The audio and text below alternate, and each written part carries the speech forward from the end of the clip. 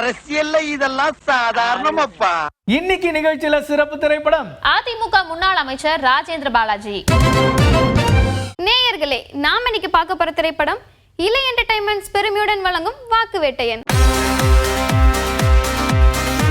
தேர்தல் வரும் பின்னே திருவிழா வரும் முன்னேன்னு சொல்ற மாதிரி ஒவ்வொரு ஊர்லயும் கொடியேற்றும் நிகழ்ச்சிகளை மையப்படுத்தி ஒரு படத்தை எடுத்திருக்காரு இயக்குனர் பட்டாசு பாலு.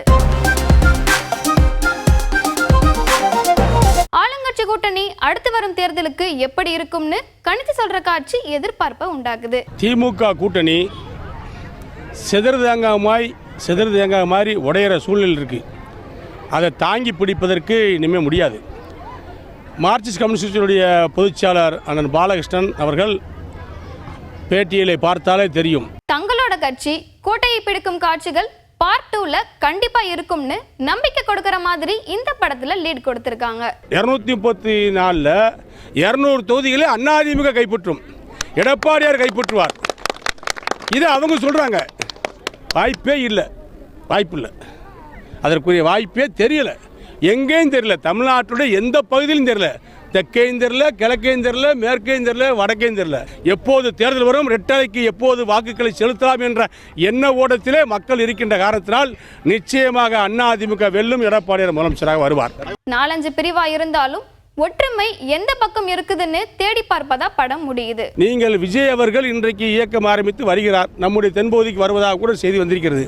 அதனால் திமுக ஓட்டு தான் உடையுமே ஒழிய அதிமுகவுக்கு சிறிதளவு கூட பாதிப்பு வராது. மொத்தத்துல வாக்கு வேட்டையன் தேர்தல் கணக்கு. We are back to cinema. உண்மையாவே இது ரொம்ப ரொம்ப ரொம்ப பேக் தாங்க. Long back ago. என்ன படம் சொல்ல போறீங்கன்னு தெரியும். Yes. மதகஜ ராஜா. என் நண்பன், என் கிளாஸ்மேட் விஷால் கூட நான் ட்ராவல் பண்ணுற 2வது படம். முதல் படம் வந்து வெடி. கிளாஸ் படிக்கும்போதும் காலேஜ் டைம்லும் சரி, அதுக்கப்புறமும் சரி, நான் படம் ரிலீஸ் ஆகிற டைமில் ஃபஸ்ட் நாள் நம்ம வந்து மதகஜ ராஜா கம்போசிங்கில் இருந்தால் நினைக்கிறேன் சார். அப்போ கால் பண்ணி, ராஜா எதுவும் பிரச்சனையா, எல்லாம் ஓகேவா, ஏதாவது பண்ணணுமா, வாலண்டியராக. அப்போ வந்து என் படம் நல்லா இருக்குமா, நல்லா இருக்காதா, நான் ஸ்டாராக வருவேனா வரமாட்டேன்னா அதெல்லாம் தெரியாது விஷாலுக்கு. வாலண்டியராக கால் பண்ணி எது வேணாலும் கேளுங்க, நீங்கள் கூட சொன்னீங்க சார் இந்த மாதிரி இந்த டைம் எனக்கு. அண்ட் இப்போதாங்க விஷால் அவர்கள் சொன்னார் இந்த ஸ்டேஜில், இந்த படம் பார்த்தீங்களா எப்போ எடுத்தோம், ஆனால் என்னோட ரியல் ஃப்ரெண்ட்ஸ்லாம் வந்து எனக்கு சப்போர்ட் பண்ணுறாங்க பாருங்க அப்படின்னு, வருஷம் ஆனாலும் கூட நிற்கிறாங்க அப்படின்னு சொல்லிட்டு நிறைய விஷயங்கள் வந்து ஜாலியாக அப்படியே ஃபன்னாக பேசிட்டு இருந்தாரு. இல்லை, எங்கள் வீட்லேயே வந்து எதுக்கு இந்த விஷப்பரிச்சு பண்ணுற அப்படின்னு கேட்டாங்க. மை டியர் லவ்வர், இந்த பாட்டெல்லாம் பாடி உண்மையாகவே நாங்கள் எதிர்பார்க்கல, ரொம்ப நல்லா வந்துருச்சு. அப்போ வைரல் ஆயிடுச்சு. ஆனால் அதில் என்ன ஒரு விசேஷம்னா, விஷால் தன்னை உண்மையாகவே சீரியஸாக பாடகர் நினச்சிக்கிட்டாரு. இன்னும் அவர் நினைச்சுக்கிட்டு இப்போ நேற்று கூட சொன்னாரு, சார் கண்டிப்பா பாருங்க ரிலீஸ் ஆனா பாட்டுக்கு ஒரு அவார்டு கொடுப்பாங்க அப்படின்ட்டு. குஷ்பு அவர்களும் பேசுறாங்க. அதாவது விஷால் அவர்களை வந்து ரொம்பவே ப்ரௌடா ஃபீல் பண்றா அப்படின்னு சொல்றாங்க. ஏன்னா அவர் வந்து உண்மையான ட்ரூ ஃப்ரெண்ட்ஷிப்க்கு எக்ஸாம்பிள். 30 வருஷ வாழ்க்கையில அவர் வந்து ஸ்லீப்லெஸ் நைட்ஸ் கொடுத்த ஒரே படம் மதகஜ ராஜா. இன்னைக்கும் எப்பவுமே மத்தியானம் ஒரு பவர் நேப் எடுப்பாரு. இன்னைக்கும் பார்த்தீங்கன்னா பவர் நேப் எடுக்கிறன்னு படுத்தாரு. நானும் உள்ள வரேன், பார்க்குறேன், 5 நிமிஷத்துக்கு ஏதோ ஒரு கால் இருக்கும், அப்புறம் புரண்டு படுக்கிறாரு. அப்புறம் பார்த்தா திடீர்னு வந்து கண்ணை திறந்து யோசிக்கிறாரு. நான் இன்னைக்கு கேட்டுட்டேன், ஏங்க இப்படி இருக்கீங்க. நேசிப்பாயா விஷ்ணுவர்தன் இயக்கத்துல ஆகாஷ் முரளி, அதிதி சங்கர் நடிச்சிருக்காங்க. ரீசன்ட்டா அந்த சாங் ப்ரோமோலாம் விட்டுருந்தாங்க, நிறைய அப்டேட். ஓகே, ஆகாஷ் முரளி வந்து முரளி அவர்களோட பையன் அப்படிங்கறது, அதர்வா அவர்களுடைய அண்ணனா தம்பிங்க, பிரதர், யங்கர் பிரதர், தம்பி. ஸோ அவரோட ஒரு ஃபர்ஸ்ட் மூவி, டெபியூ மூவி அப்படிங்கிறதுனால எப்படி இருக்கும் அப்படின்னு அந்த ஒரு எக்ஸ்பெக்டேஷனும் இருக்கு இல்லையா. ஷார்ட் ரெடின்னு கூப்பிட்டு அங்கதான் இதான் சீனு, இதான் உன் டைலாக் போ அப்படின்றவாரு. So that was a different experience. He put me on the spot, but I felt I learned so much in that space that sir gave to me.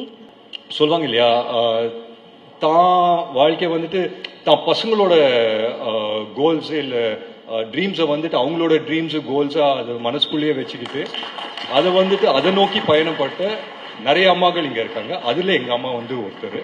So அந்த விதத்தில் ரொம்ப ரொம்ப சந்தோஷம். And of course is here. அப்பா வந்து ஆசைப்பட்ட ஒரு விஷயம், என் தாத்தா ஆசைப்பட்ட ஒரு விஷயம், என்னையும் அண்ணனையும் ஒரு இந்த சினிமா இதில் பார்க்கறதுக்கு ஒரு ஆசை எங்கள் அப்பாவுக்கு. கண்டிப்பாக சூர்யா கார்த்தி மாதிரி ஆகாஷ் அதர்வாவோட காம்பினேஷன் இண்டஸ்ட்ரியில் ஃபியூச்சரில் கண்டிப்பாக இருக்கும். நிஜமாவே சொல்றேன், when I saw Aditi perform, I'm not kidding Aditi and Akash, I cried. நிஜமாவே my eyes teared up. When my eyes teared up, ஏன்னா எல்லாத்த விட இல்லை எனக்கு வந்து கனெக்ட் ஆகணும். எனக்கே கனெக்ட் ஆகலன்னு வச்சுக்கோங்களேன், உங்களுக்கு யாருக்குமே கனெக்ட் ஆகாது. நான் என்னதான் உங்களை சந்தோஷப்படுத்தல நடத்தாலும் ஒர்க்கே ஆகாது. ஆக்சுவலா Aditi, you made me, you touched my heart. It performance was really really nice. Chief guest வந்திருந்தாங்க. இந்த சாங்ஸ்லாம் கேட்கும் பொழுது ஏன்னா எனக்கு என் மாமனார் ரொம்ப ஸ்பெஷல்.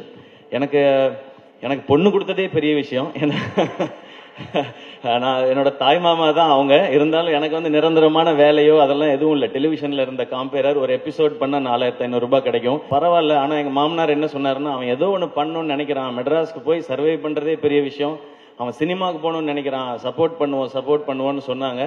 எனக்கு இன்னைக்கு மேடை பார்க்கும் பொழுது நான் என் மாமாவுக்கு, மனோர் மாமாவுக்கு தேங்க்ஸ் சொல்லணும்னு நினைக்கிறேன். இந்த மேடையில் ஒரு பிவட்டல் ரோல்னு சொல்றதா அதை பற்றி சொல்ல வேண்டாம்னு சொன்னார் அவர். ஏன்னா நீங்கள் என்ன பண்ணுறீங்க இந்த படத்தை, எதுக்காக இங்கே வந்திருக்கீங்கன்னு சொல்லாதீங்க, நீங்கள் தான் ஹீரோயினை கடத்திட்டு போகிறவர். Sorry Vishnu, really sorry, I let out the cat out of the bag. கொண்டு போய் டார்ச்சர் பண்ணி அதையும் சொல்லிட்டேனா, சொல்ல வேண்டாமா? ஏதாச்சும் எதை சொல்லுங்கள், என்ன வேணா சொல்லுங்கன்றீங்களா? இந்த நேசிப்பாயா உண்மையை நேசிக்கும், உணர்வினை நேசிக்கும், பண்பை நேசிக்கும், பாசத்தை நேசிக்கும் என்று சொல்லி. ஸோ இன்னைக்கு நிகழ்ச்சி பார்த்து என்ஜாய் பண்ணியிருப்பீங்க அப்படின்னு நம்புறோம். நாளைக்கு இதே மாதிரி இன்ட்ரெஸ்டிங்கான விஷயத்தோட உங்களை வந்து சந்திக்கிறோம். இந்த நிகழ்ச்சியிலிருந்து விடைபெறுவது நான் உங்களுடைய சிவா. நான் திவ்யா. அரசியல்ல இதெல்லாம் சாதாரணமப்பா.